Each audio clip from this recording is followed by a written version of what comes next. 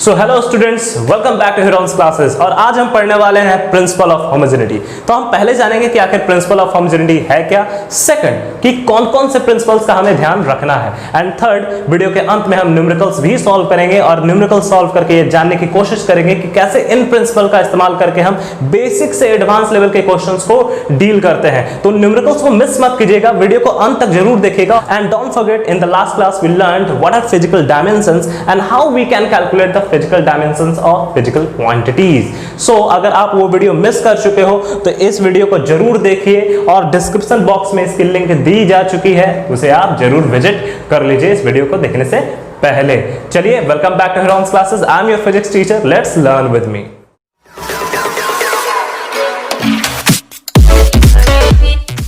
तो पहला पॉइंट जानते हैं प्रिंसिपल ऑफ होमोजेनिटी है क्या। तो यहाँ पे होमोजेनिटी वर्ड को पे कॉन्सेंट्रेट करें तो यहाँ से पता चलता है कि होमोजेनिटी मतलब मिक्सचर होता है। कैसा मिक्सचर? होमोजेनस होना चाहिए, मतलब कि यूनिफॉर्म कंपोजिशन होनी चाहिए। कहने का मतलब अगर एक सेब की टोकरी हो तो उसमें आप आम नहीं डाल सकते, उसमें आप सेब ही डालोगे तभी वो यूनिफॉर्म दिखेगा, राइट। तो इस तरह से हमने देखा है कि जब हम फिजिकल क्वांटिटीज के डायमेंशंस निकालने बैठते हैं तो कई ऐसी फिजिकल क्वांटिटीज हैं जिनके डायमेंशन सेम आते हैं, तो ऐसे हम उन्हें जोड़ सकते हैं और घटा सकते हैं। और जिनके फिजिकल अलग अलग आते हैं उनमें हम रेशियो कर सकते हैं, डिवाइड कर सकते हैं, मल्टीप्लाई कर सकते हैं। तो इस तरह से सब कुछ बोल के तो नहीं बयां किया जा सकता है, तो इसलिए फिजिक्स ने क्या किया, इसको एक सेट ऑफ प्रिंसिपल्स बना दिया जिसको हम कहते हैं आज प्रिंसिपल ऑफ होमोजेनिटी, और हम उसका इस्तेमाल न्यूमेरिकल्स को सॉल्व करने में करते हैं। तो अब हम पढ़ते हैं कि कौन कौन से प्रिंसिपल ऑफ होमोजेनिटीज हैं जिनका हम ध्यान रख सकते हैं न्यूमेरिकल्स को बनाने के समय। पहली प्रिंसिपल यहां पे आती है कि फिजिकल क्वांटिटीज जिनकी सेम फिजिकल डायमेंशन होगी उनको आप कंपेयर कर सकते हो, इक्वेट कर सकते हो, ऐड कर सकते हो और सब्ट्रैक्ट कर सकते हो। चलिए बात करते हैं कंपेयर कैसे करेंगे। तो आप यहां पे देख लो कि मेरे पास दो फिजिकल क्वांटिटी हैं, जैसे कि स्पीड है और वेलोसिटी है, राइट। स्पीड एंड वेलोसिटी, ऐसे तो ये दोनों एग्जैक्टली सेम फिजिकल क्वांटिटीज है नहीं, स्पीड और वेलोसिटी में अंतर होता है। जिसे अगर ये नहीं पता है तो आप एक काम कर सकते हैं, 9th फिजिक्स की प्लेलिस्ट तैयार है, आप वहां पे जाके देखोगे तो आपको एक वीडियो मिल जाएगी स्पीड वर्सेस वेलोसिटी पे। ये दोनों एग्जैक्टली सेम फिजिकल क्वांटिटीज नहीं होते हैं, कभी कभी ये सेम हो जाते हैं एक लीनियर पाथ पे।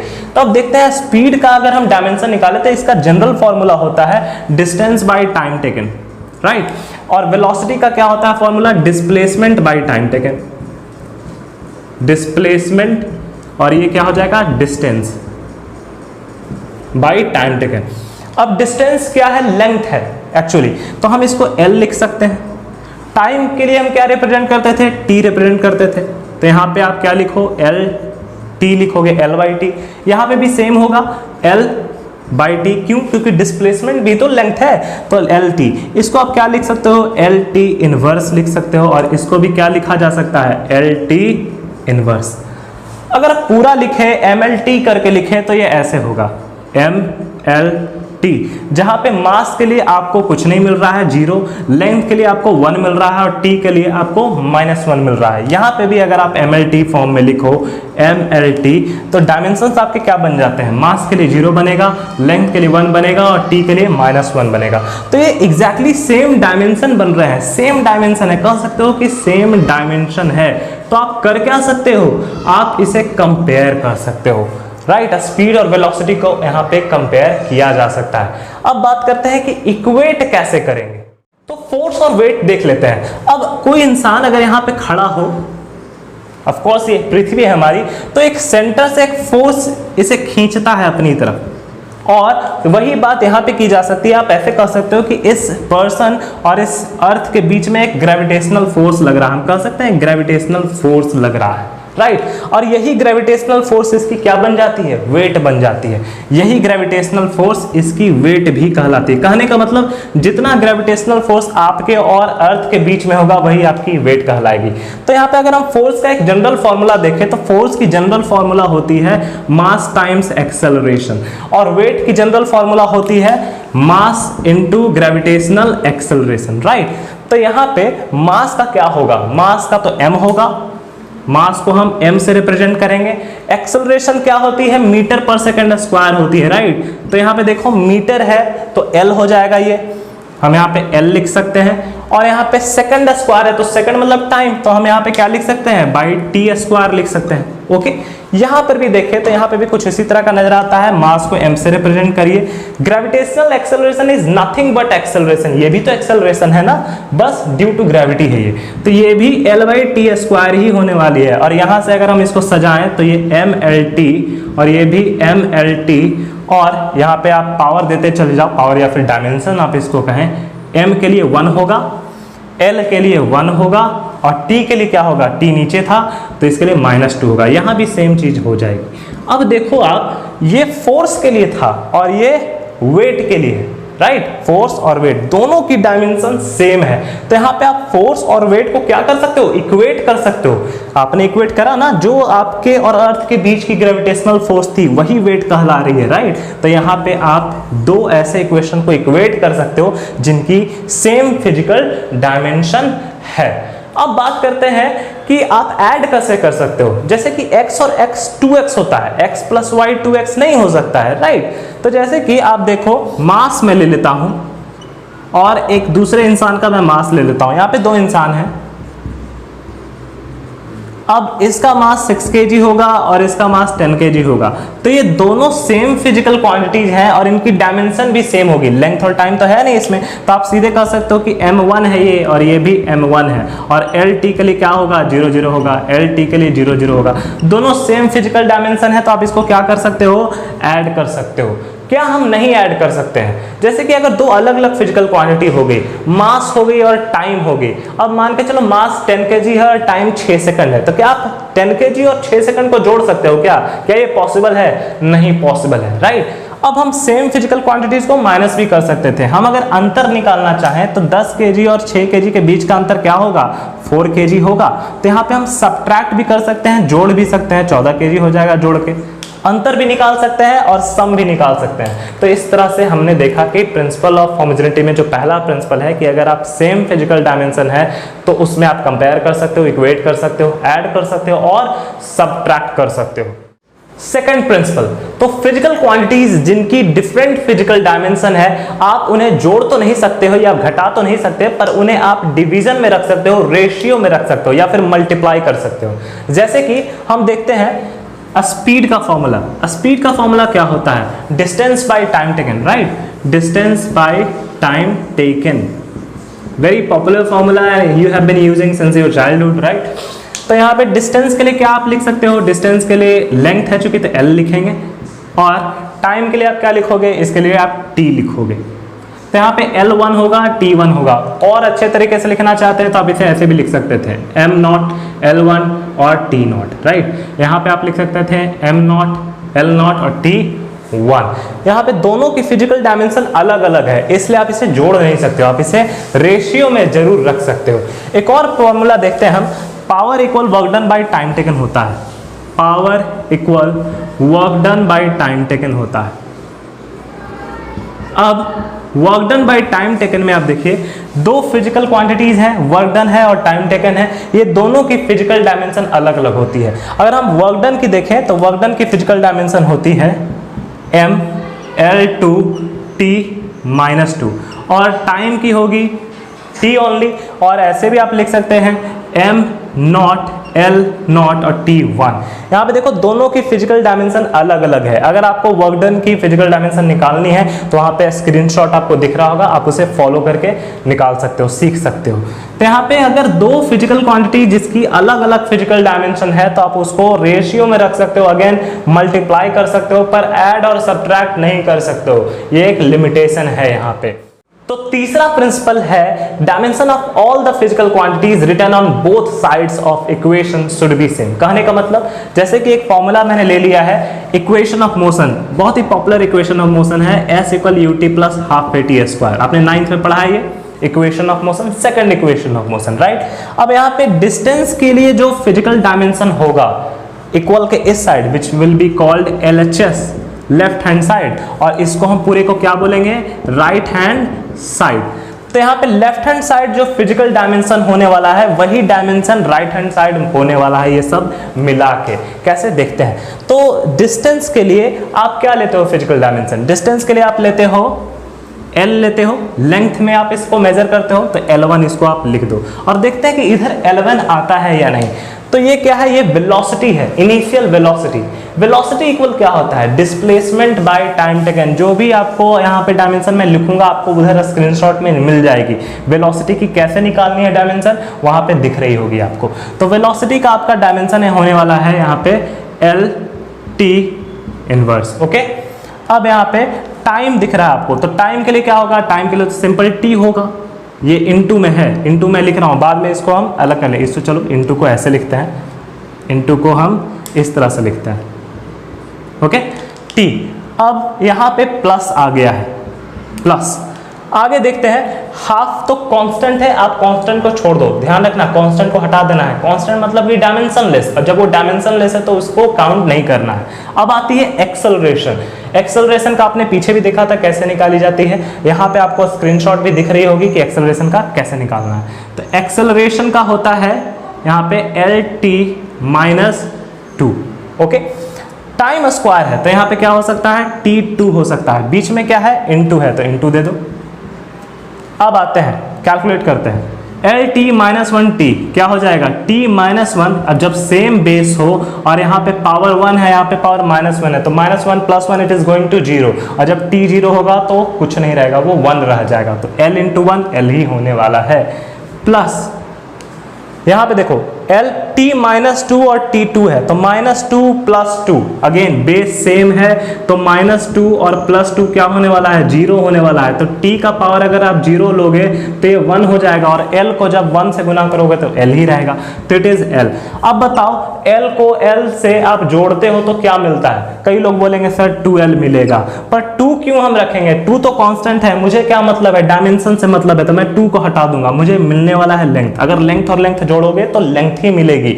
यहां पे भी क्या थी, लेंथ थी, यहां पे भी क्या है, लेंथ है। एक और चीज जरूर मिलाना कि दोनों में फिजिकल डायमेंशन देखो, यहाँ पे एल लेंथ की डायमेंशन 1 है, यहाँ भी लेंथ की डायमेंशन 1 है। अगर इसको प्रॉपर तरीके से आप लिखना चाहते हैं तो वैसे भी लिख सकते हैं। आप यहाँ पे मास लिखिए, अब मास तो यहाँ है नहीं तो मैं मास के लिए डायमेंशन 0 ले लूंगा और टी के लिए डायमेंशन भी 0 ले लूंगा। यहाँ पे भी मास का डायमेंशन 0, टी का डायमेंशन 0। देखो तो ये दोनों फिजिकल डायमेंशन सेम है कि नहीं।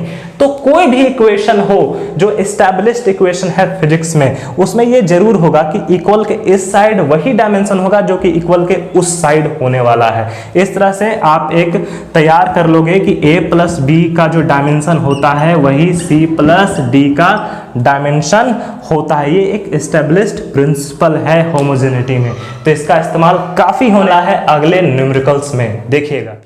तो चलिए इस न्यूमेरिकल को देखते हैं। तो यहाँ पे v equal P plus Q two है। अब यहाँ पे p और q जो है वो हिडन फिजिकल क्वांटिटी है, आपको इसके बारे में कोई आइडिया है नहीं, और यही क्वेश्चन भी है कि आपको निकालना है कि ये p और q कौन से फिजिकल क्वांटिटी है और इनकी डायमेंशन क्या होगी। तो जो थर्ड प्रिंसिपल है हमारा, प्रिंसिपल ऑफ होमोजेनिटी का, वो बतलाता है कि जब ऐसे इक्वेशन दिए जाएं तो लेफ्ट हैंड साइड और राइट हैंड साइड जो भी डायमेंशन होगा वो आपस में बराबर होगा। तो अगर वेलोसिटी का डायमेंशन एल टी माइनस 1 होता है, आपको स्क्रीन पे दिख रहा होगा कि कैसे हुआ, वो बराबर किसके होगा, p प्लस क्यू टी के। मतलब कि इसका भी फिजिकल डायमेंशन क्या होना चाहिए, एल टी माइनस 1, तभी तो ये प्रिंसिपल अप्लाई हो पाएगा। तो यहाँ पे देखिए, अगर आप इसको x मान लेते हैं, थोड़ा दिमाग लगाइए कि अगर आप इसको x मान लेते हैं तो x आएगा कहाँ से, ये दोनों मिलके x बनाएंगे तभी तो x आएगा। अब ये दोनों मिलके x बनाएंगे मतलब कि ये दोनों अपने आप में x होने चाहिए, तभी तो मिलके x बनाएंगे। अगर ये 4x होगा, ये x होगा, तभी तो 4x प्लस x 5x होगा। और आपको मैंने बताया कि कांस्टेंट को हटा देना है, सिर्फ देखना है कि डायमेंशन क्या मिल रहा है। तो ऐसे में इसको भी x होना पड़ेगा और इसको भी x होना पड़ेगा। p अकेले x होगा और q और t मिला के x होगा, तब जाके ये सब जुड़ के फिर x बनेंगे। तो इस तरह से हमने देखा कि p की जो डायमेंशन होगी, p की जो डायमेंशन होगी वो v के डायमेंशन के बराबर होगी। क्यों? क्योंकि p भी x होगा तो v भी x होगा। तो v की जो डायमेंशन होगी वही p की डायमेंशन होगी। तो v की डायमेंशन क्या है, lt माइनस 1, तो p की भी डायमेंशन क्या हो जाएगी, lt माइनस 1। तो यहाँ से डायमेंशन पता चल गया। अब ये कौन सी फिजिकल क्वांटिटी है, तो देखिए लेंथ को हम मीटर में कह सकते हैं, और टाइम देखो इनवर्स है, मतलब कि नीचे जाएगा, तो नीचे ये सेकंड में जाएगा, यूनिट में बात करें तो मीटर पर सेकंड क्या होती है, मीटर पर सेकंड आपकी होती है वेलोसिटी, राइट। तो यहाँ से पता चल गया कि ये वेलोसिटी है, p क्या है, वेलोसिटी है।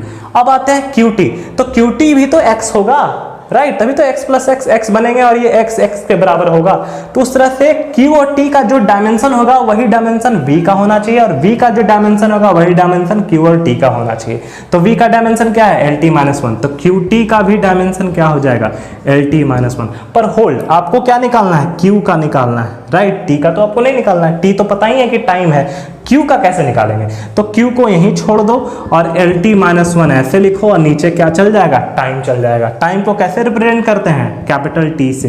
तो इस तरह से आपका क्या बनेगा, ये LT-1 T-1, t ऊपर जाएगा तो इस तरह से LT-2 हो जाएगा। ये तो निकल गई डायमेंशन इसकी q की, पर ये कौन सी फिजिकल क्वांटिटी है, तो चलिए देखते हैं। लेंथ को आप मीटर में कह सकते हैं और टाइम को आप सेकंड में कह सकते हैं, पर ये देखो T-2 नीचे जाएगा, तो नीचे जाएगा तो ये सेकंड स्क्वायर बनेगा, मीटर पर सेकंड स्क्वायर। किसकी यूनिट होती है ये एक्सेलरेशन की यूनिट होती है एक्सेलरेशन की यूनिट। तो हमें पता चल चुका है कि Q क्या है, एक्सेलरेशन है। समझ में आया। तो अब आते हैं तीसरे न्यूमेरिकल की तरफ। और तीसरा न्यूमेरिकल ये कहता है कि जब भी एक फ्लूइड किसी स्फेरिकल सरफेस पे फ्लो करती है तो एक विस्कोसिटी फोर्स अप्लाई होता है। अब ये विस्कोसिटी फोर्स कुछ 3 फैक्टर्स पे डिपेंड करते हैं। ये viscosity force which is by F, ये डिपेंड करते हैं कि वो किस वेलोसिटी से फ्लूइड फ्लो कर रही है, V, और आखिर उस फ्लूइड की विस्कोसिटी कोफिशिएंट क्या है। ये ऑफ कोर्स नया टर्म होगा, पर अभी आप टेंशन ना लें, ये चीजें क्लियर हो जाएंगी लास्ट में। अब आखिर जिस स्फेरिकल सरफेस से फ्लो कर रहा है उसकी रेडियस कितनी है, कितनी रेडियस है उसकी, इस पे डिपेंड करता है। पर इतना काफी नहीं होगा एक एक्सप्रेशन बनाने के लिए, क्योंकि एक्सप्रेशन में कई बार पावर्स भी आते हैं। जैसे H=I² होता है, तो यहाँ पे आप ये तो कह सकते हो कि हीट करंट पे डिपेंड करता है, रेजिस्टेंस पे डिपेंड करता है और टाइम पे डिपेंड करता है। पर जरूरी नहीं है कि सबका पावर सेम हो। इसका पावर देखो, ये स्क्वायर था, इसका पावर 1 था, इसका पावर 1 था। तो यहाँ पे भी तुम्हें पावर के बारे में पता नहीं है, तो मैं क्या करूंगा, कुछ वेरिएबल ले लेता हूँ। मैं A ले लेता हूँ, B ले लेता हूँ और C ले लेता हूँ। अगर इस तीनों को मिलाएंगे तो ये कुछ ऐसा बनेगा, BA-NB-R-C, ऐसे बनेगा ये। अगर इस प्रोपोर्शनल को हटाते हैं तो एक कांस्टेंट आना जरूरी है, K एक कांस्टेंट आएगा और फिर ये लिखा जाएगा BA-NB-R-C। और K क्या होगा, K जो यहाँ पे है ये आप कह सकते हो कि K is dimensional constant, K is dimensional constant. Okay, अब आपने पढ़ा है कि जो भी डायमेंशनल कांस्टेंट होती है उनकी कोई डायमेंशन होती नहीं है, तो इसको अभी हम कंसिडर नहीं करेंगे। और एक प्रिंसिपल ऑफ होमोजेनिटी, जो तीसरी प्रिंसिपल मैंने आपको बताई, उससे ये क्लियर होता है कि इक्वल के इस तरफ जो टर्म होता है और इक्वल के इस तरफ जो टर्म होता है, दोनों के डायमेंशंस आपस में क्या होते हैं, बराबर होते हैं। तो बताओ फोर्स का डायमेंशन क्या होता है। अगर अभी तक कैलकुलेट नहीं कर पाए हो तो देखो स्क्रीन पे दिख रही होगी कि कैसे कैलकुलेट करना है, कैसे फाइंड आउट करना है फोर्स का डायमेंशन। तो इसकी डायमेंशन होती है MLT-2 होती है ये। अब इक्वल यहां पे लगाएंगे। अब क्या क्या चीजें दिख रही है, K तो हम हटा देंगे क्योंकि K डायमेंशनल कांस्टेंट है। अब देखो वेलोसिटी आ रही है, तो वेलोसिटी का कैसे हम डायमेंशन लिखते हैं, इसका डायमेंशन होता है LT-1 मीटर पर सेकंड। स्क्रीन पे फिर दिख रही होगी। फिर आती है, इसका पावर भी देना जरूरी है, राइट, इसका पावर भी हम देंगे। इसका पावर क्या है, A है, तो A लिखो यहाँ पे। ओके, अब आती है यहाँ पे विस्कोसिटी कोफिशिएंट। इसका फॉर्मूला आप लोग को नहीं पता है, तो इसका फॉर्मूला एक सेकंड के लिए ऐसे लो कि विस्कोसिटी कोफिशिएंट का जो यूनिट होता है वो kg मीटर सेकंड होता है। ये यूनिट है इसकी, तो यूनिट से भी हम डायमेंशन निकाल सकते हैं। kg को हम कैसे लिखेंगे, m से लिखेंगे, क्यों, क्योंकि ये है मास। और मीटर को कैसे लिखेंगे, लेंथ, L से, क्योंकि ये लेंथ है। और सेकंड को कैसे लिखेंगे, t से। इस तरह से हमारा ये बनता क्या है, ml इनवर्स और t इनवर्स, इस तरह से बनता है। -1 और -1 इसके डायमेंशन होंगे लेंथ और टाइम के लिए, और मास का डायमेंशन सिंपल 1 होगा। अगर कुछ नहीं तो 1 लिखेंगे। तो यहाँ पे आप क्या लिख दो, यहाँ पे लिख दो m1 L-1 T-1। Okay, power क्या दोगे, पावर दोगे 20 का। इसके बारे में तो अभी आइडिया है नहीं, चलो इसको इरेज कर देते हैं अभी के लिए।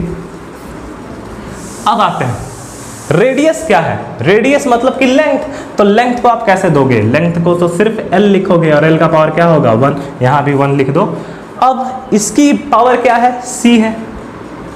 ओके, तो आपने क्या देखा था प्रिंसिपल ऑफ होमोजेनिटी के अनुसार कि इधर जो है वो इधर बराबर होना चाहिए, पर इधर थोड़ा सा मैस हुआ है। चलो इसको क्लियर करते हैं, इस मैस को क्लियर करेंगे तो देखो L जो है L1 × A क्या होने वाला है, LA हो जाएगा।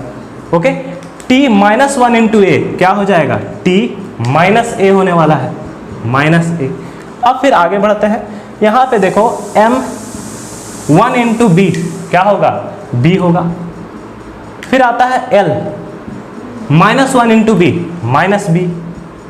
फिर आता है t -1 इंटू बी क्या होने वाला है, -b।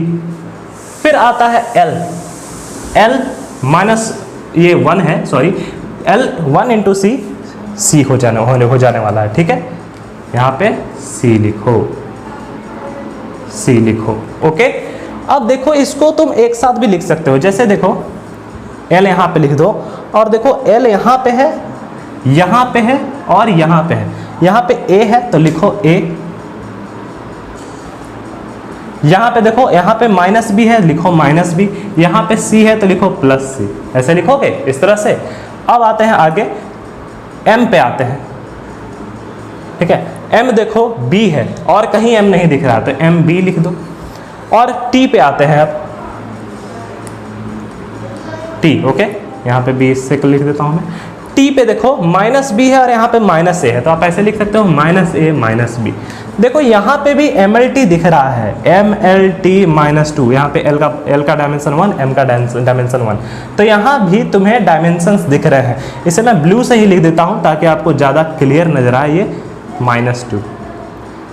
तो जो M होगा वो इक्वेट करेगा इसके साथ, L जो होगा इक्वेट करेगा इसके साथ, और T जो होगा इक्वेट करेगा इसके साथ। ये आपस में बराबर होने चाहिए, डायमेंशन की प्रिंसिपल यही होती है, होमोजेनिटी, कि आपस में बराबर होने चाहिए, इक्वल के इस तरफ फिर इक्वल के उस तरफ। तो चलो बराबर करते चलते हैं। M1 बराबर क्या होगा, जैसे कि यहाँ पे लिखो M1 है इक्वल, यहाँ पे देखो क्या है, MB है ना B, तो MB। देखो तो दोनों तरफ सेम है, अगर m है तो अगर m को हटाओगे तो b इक्वल क्या हो जाएगा, यहाँ से b इक्वल 1 निकला, क्या निकला 1, b इक्वल क्या निकल गया है, 1 निकल गया है। कैसे आपने पढ़ा होगा बचपन में कि अगर 2 का पावर x हो और इधर 4 हो तो कैसे सॉल्व करते थे, 2 का पावर x और 4 क्या होता था, 2 का स्क्वायर, तो ये खत्म कर देते थे और x इक्वल क्या हो जाता था, 2 हो जाता था। तो उस तरह से यहाँ से b इक्वल 1 हो जाएगा, ओके। तो अब इसको थोड़ा सा इरेज करते हैं, जगह बन जाएगी। अब देखिए यहाँ पे L का कंपेयर करेंगे, L का पावर क्या है, L का पावर 1 है 1, और यहाँ पे क्या है, L -a + b + c है। यहाँ पे इक्वल लिखो और लिखो यहाँ पे L क्या है, यहाँ पे L a - b + c है ये। अब L बेस सेम है तो मैं क्या करूँगा, मैं ऐसे कंपेयर कर सकता हूँ, ऐसे a - b + c = 1 हो जाएगा ये। अब आते हैं इधर, एक इक्वेशन तो ये हो गया, एक इक्वेशन ये हो गया, ये सब चलो नोट करते चल जाना, ये सब नोट करते चल जाना। अब आते हैं t पे, लास्ट है हमारा, तो t क्या है, -2 है, -2, और यहाँ पे देखो t क्या है, t यहाँ पे -a - b है, तो t क्या है, -a -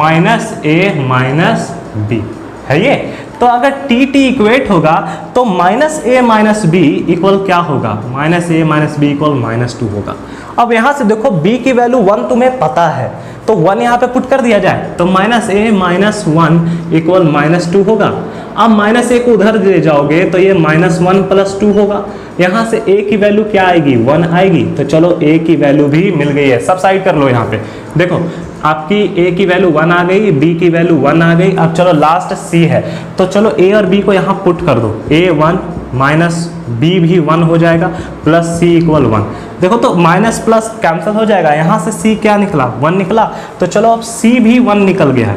अब हम एक्सप्रेशन कैसे लिख सकते हैं, तो अब एक्सप्रेशन लिखना आसान हो गया है। कैसे, हम जानते थे कि फोर्स इक्वल क्या हो रहा था, फोर्स इक्वल k, फिर आपका ये हो रहा था, क्या था ये, विस्कोसिटी, या फिर ऐसे लिखो k वेलोसिटी, विस्कोसिटी कॉफिशिएंट, और रेडियस और पावर था a b c, ऐसे था पावर। तो अब इसको हम कैसे लिख सकते हैं, अब हम जानते हैं कि a का क्या है, a का 1 है, b का क्या है, b का 1 है, और c का क्या है, c का 1 है। तो यहाँ से ये आपका एक्सप्रेशन निकल आया है विस्कोसिटी फोर्स का। Viscosity force equal k dimensional constant into velocity का पावर 1, विस्कोसिटी कोएफिशिएंट का पावर 1, रेडियस का पावर 1। अब ये 2 3 भी हो सकता है, किसी दूसरे केस में हो सकता है कोई और न्यूमेरिकल आप बना रहे हो इसी तरह का और वहां पे पावर 2 3 कुछ भी आ जाए, यहाँ पे तो 1 आया है और ये हमारा सॉल्यूशन है इस क्वेश्चन के लिए। तो अगर आपको हमारी ये वीडियो पसंद आई है तो इसे लाइक करना ना भूले और हमारे चैनल को सब्सक्राइब जरूर करें। इस वीडियो को ज्यादा से ज्यादा लोगों तक आप शेयर कर सकते हैं। 11th की अलग से फिजिक्स की प्लेलिस्ट भी बनी हुई है, आप फिरोन्स क्लासेस के प्लेलिस्ट में जाके इसे वॉच कर सकते हैं, वीडियोस को देख सकते हैं और अपने फ्रेंड्स को रिकमेंड भी कर सकते हैं। आगे हम और मेहनत इसी तरह से करते रहेंगे। आज के लिए धन्यवाद।